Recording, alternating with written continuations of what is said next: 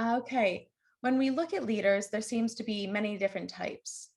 So, what would you define leadership or a leader as? So again, as you articulated, there are so many different types of leaders, and I find myself aligning much more closely to what I would call a servant leader. And again, for me, what is important and my value as a leader is making sure that I'm paying attention and doing what is needed to make the people around me and my colleagues and volunteers, what can I do to make them successful? What can I do to make sure that they have the tools and resources that they need to be successful? And at the same time, making sure that we together have the passion and the drive to get where we need to go, or at least begin the journey towards that end outcome or objective. There are many characteristics that leaders possess. Passion and commitment to what they do is one of them. How has your passion and commitment to the United Way and everything else that you take part in helped you in your endeavors?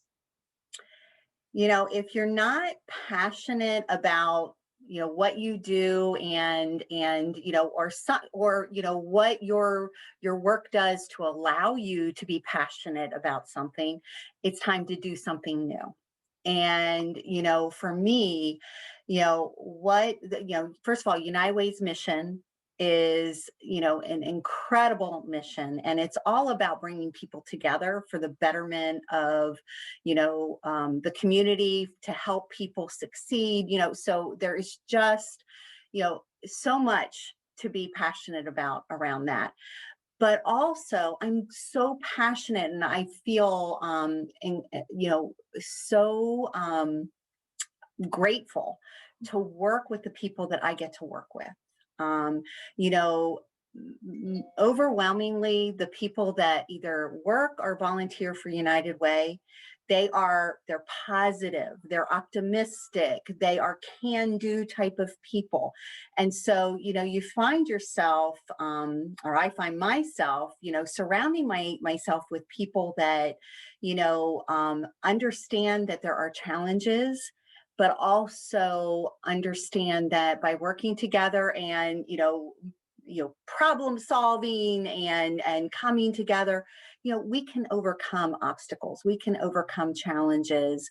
And that's what keeps me, I would say, fired up. And when I wake up in the morning, I am like, let's go. It is incredibly gratifying. And again, it's the people that really, they ground me, they inspire me, they keep me excited every day. Obstacles do you have to overcome to get to where you are today? You know, I would say obstacles for me were very internal obstacles. It was confidence. It was believe it or not, I was pretty introverted.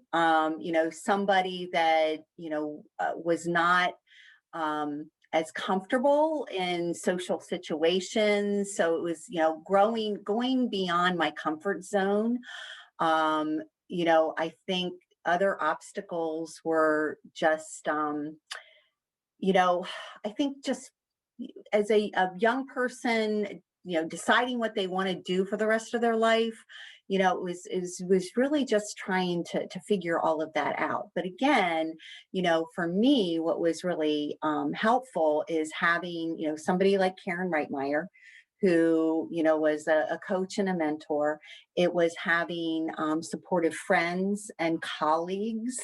Again, because anytime that I struggled with something I had to do, or I was concerned about performing, I had people that I worked with, volunteers and staff, who would encourage me and say, you can do this.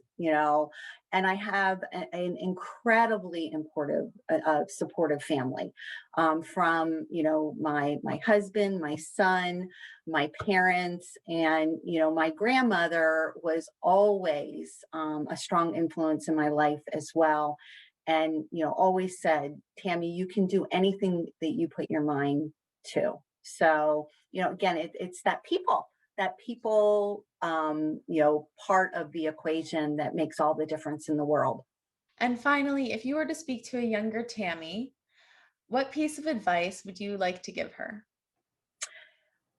Believe in yourself, quiet the doubt, and always, always, always ask for help. Do not be afraid to ask for help. It requires a bit of vulnerability to ask questions when you don't understand, and you just need to have the courage to be successful. You have the courage and the courage to fail at times, Mhm. and understand that life is is made up of success and failure. And the important thing is, when you fall, get up. When you fall, learn from what made you fall, and always, always get up and keep moving forward.